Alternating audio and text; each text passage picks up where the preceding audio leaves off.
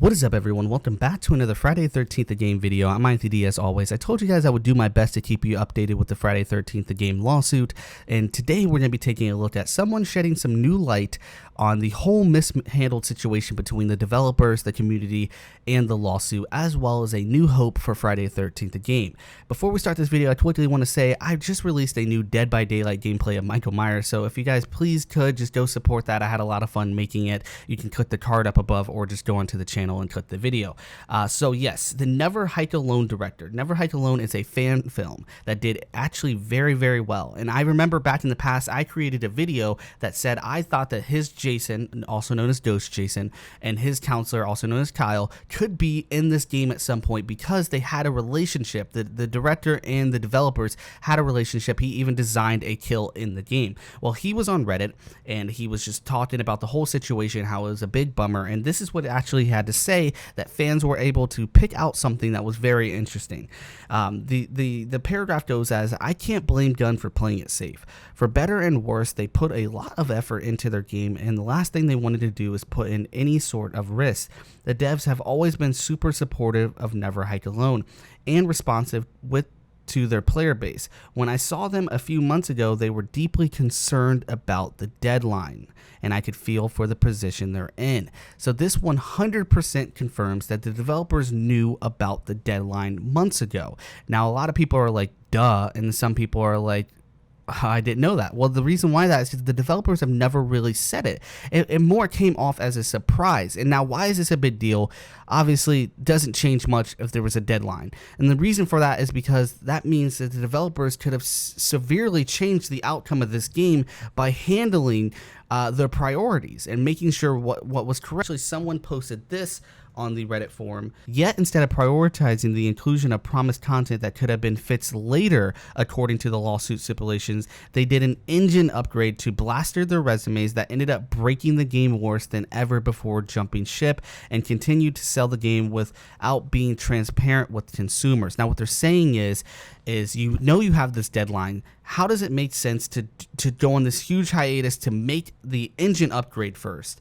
Wouldn't it make sense, because you know the lawsuit says that you can continue bug maintenance, you just can't add content. So wouldn't it make sense to add the content, add Uber Jason, add Jason X, let it be as broken as it is, and then fix it after the deadline? It's just prioritizing the content. It's just mishandling the whole situation. This is what a lot of people were speculating, and now the Never Hike Alone director was able to confirm the new hope that we have for Friday 13th the Game. Now, this is not 100% confirmed. I was sent this from someone on Discord, and I'm still looking into it to see how reliable it really is. But it seems to be a emailed response from Victor Miller. Now, we all know that when the whole thing came out, a lot of people started attacking Victor Miller, myself included, just out of emotional, like an emotional stance. They started spamming his email with there's people who went off the rails and were sending like death threats, which was not cool. And then there's people asking general questions on what's going on. It seems here that he actually replied to someone saying, "Thank you for your understanding note. To be clear, I applied per an act of Congress in 1970s for a restoration of my copyright after 35 years. The current holders turned around and sued me to stop me from succeeding. When the judge makes his ruling, either way, the game will go forward. Hang in, best, Victor Miller." This is huge if this is real. I'm still looking into it. I don't know. Obviously, I could make this in literally 5 seconds.